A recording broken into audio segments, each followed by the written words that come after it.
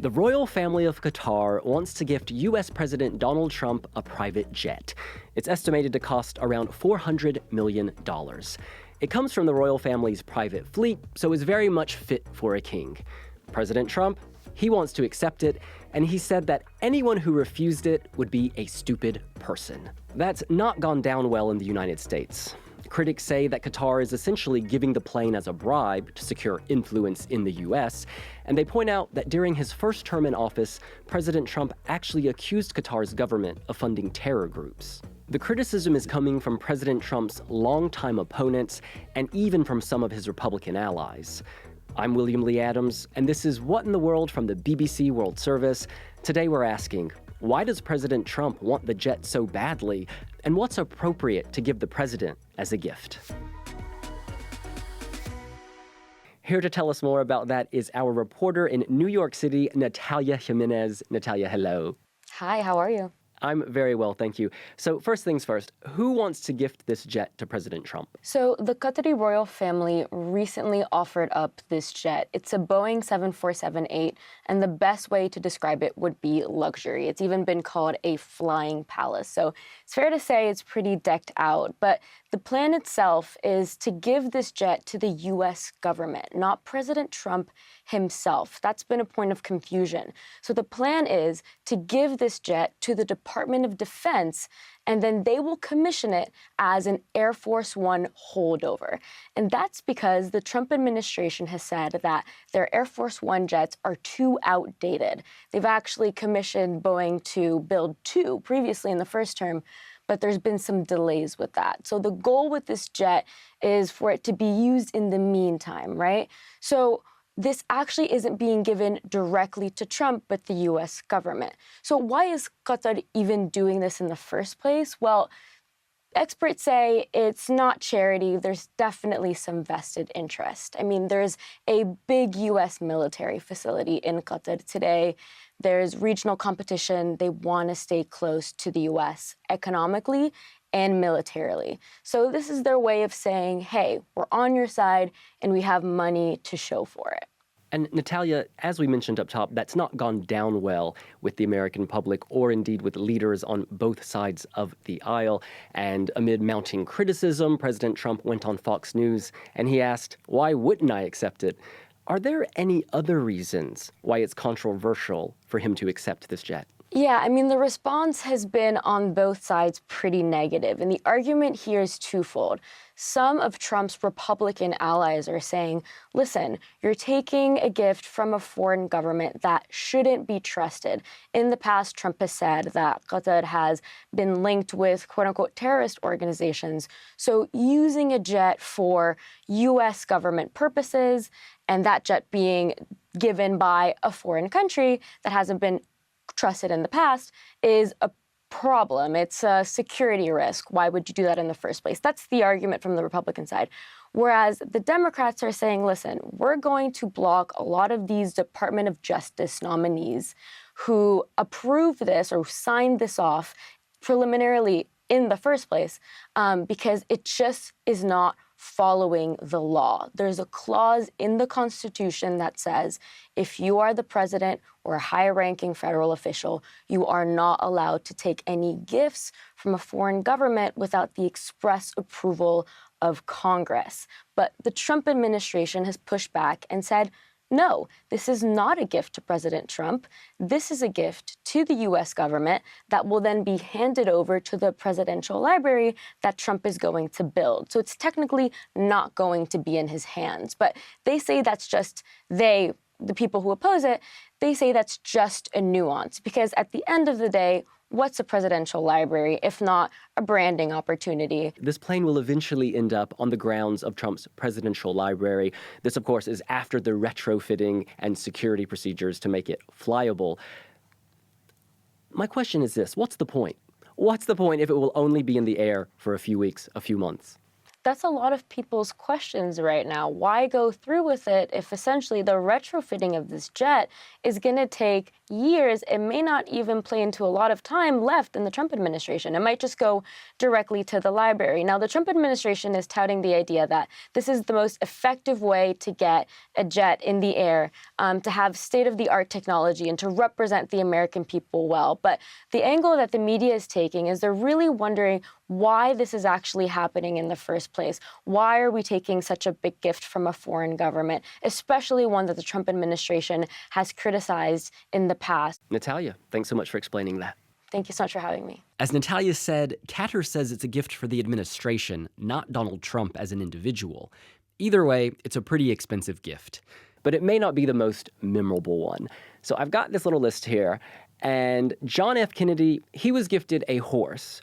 Ronald Reagan, he received a pair of Komodo dragons and a baby elephant. And President George W. Bush, well, vegans look away, he received 136 kilograms of raw lamb meat from Argentina's president. But enough about American leaders. Let's actually hear from BBC reporters about the rules surrounding gift giving in countries from China to Mexico and beyond. First up is Sean Ewan from the Global China Unit. In Chinese politics, gift giving isn't just discouraged, it is actually tightly controlled. Officials are banned from accepting valuable gifts, especially coming from those who might have an interest in their decision making. That means no cash, no luxury items, and definitely not an aircraft from a foreign government. So technically, anything that is above a very low threshold has to be declared and then handed over to the state. In some local government offices, there are even official gift registers. All of these rules are part of Chinese President Xi Jinping's anti-corruption campaign, which has brought down thousands of officials. Take Lin Jihua as an example, a former top aide to the former president Hu Jintao. He was taken down in 2016 after investigators uncovered a web of bribery, oftentimes disguised as gifts such as property, cars, and favors for his family, etc. But critics have said that it is actually more than just ethics. It is also a way of tightening control and removing potential rivals. So all that to say, gift giving is possible in China. It could still happen. But if you are an official for the Chinese Communist Party, even a small gesture can be a very big risk. Many countries around Latin America have passed laws in the last 50 years or so to regulate or forbid presidents and people in position of power from accepting gifts. And sometimes that legislation comes after a big case or a scandal that made it super obvious that that legislation was needed. For example, in my home country of Mexico, these laws started back in the 80s. The president who was in office at the time, José López Portillo, was given a ranch as a gift, like a whole ranch with land and stuff, by a group of politicians and businessmen who wanted something in return. Not only did he refuse the gift, he turned down the ranch, but he also supported lawmakers to introduce legislation to limit the value of the gifts that people could accept. The law in Mexico has changed a couple times since then, and there's been a couple of scandals about presidents being given a truck as a gift or multiple crates of tequila. And now in theory, they're completely banned, not just for presidents, but also for public officials. Further south, Argentina also has an interesting history with presidential gifts. Their iconic controversial moment came in the 90s when the president at the time, Carlos Menem, was given a gorgeous red Ferrari by this Italian businessman who was looking to get a deal in Argentina. Now, since then, Argentina has also passed laws that limit the value of gifts that presidents can accept. Rules around politicians accepting gifts in Europe can be pretty strict. In Italy, for example, politicians can only accept very small and symbolic gifts of a value of up to 150 euros. In general, gifts from foreign officials must be declared or handed over to the state. Otherwise, the risk for politicians is that they'll face criminal charges like corruption. In France, the rules are also very strict. Again, the idea is that politicians should not accept anything that could possibly influence their decision-making and policies. And taking gifts in exchange for favors is a crime and can result in fines or prison. In 2022, a major corruption scandal erupted in the European Parliament in Brussels. It was dubbed Qatar Gate.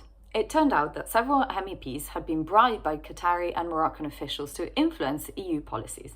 They were given cash payments, gifts, VIP trips to luxury locations, and hundreds of thousands of euros were even found in the homes of some MEPs who were later charged with corruption. Hi, my name is Jason Lee and I'm a journalist working for the BBC World Service. In South Korea, a landmark anti-bribery law came into force in 2016. It's the strictest of its kind to date. The law prohibits civil servants, including politicians, from receiving gifts worth more than 50,000 Korean won. Now that's about $35 or 27 pounds. And in most cases, this even applies to their spouses. And this is significant because some of the most notable bribery cases in South Korea involve the country's presidents and their families. One case that's been gripping the nation for months is the allegation that the former First Lady Kim Gun-hee, who's the wife of the recently impeached President Yoon Suk-yeol, received a luxury Dior handbag from a pastor. Another former president, Roh Moo-hyun, took his own life not too long after leaving office after investigators closed in on accusations that he accepted $6 million in bribes, including an expensive watch that his wife allegedly received. Hi, my name is Marco Chokafo and I'm a reporter from Lagos, Nigeria. Now in Nigeria and many African countries, politicians and public officials can legally and freely accept gifts. This is because of the cultural context around gift giving and taking gifts on the continent. When you're visiting important dignitaries or friends or families, you are expected sort of to come with a gift, sort of a way to show respect to the person you're coming to visit.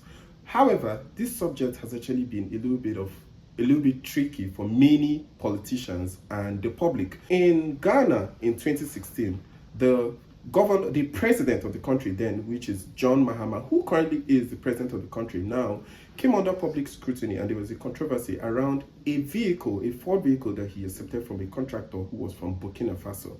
Now, it was said that people thought that that particular gift influenced that particular contractor to get lots of contracts, including building a wall around the Ghana embassy in Burkina Faso.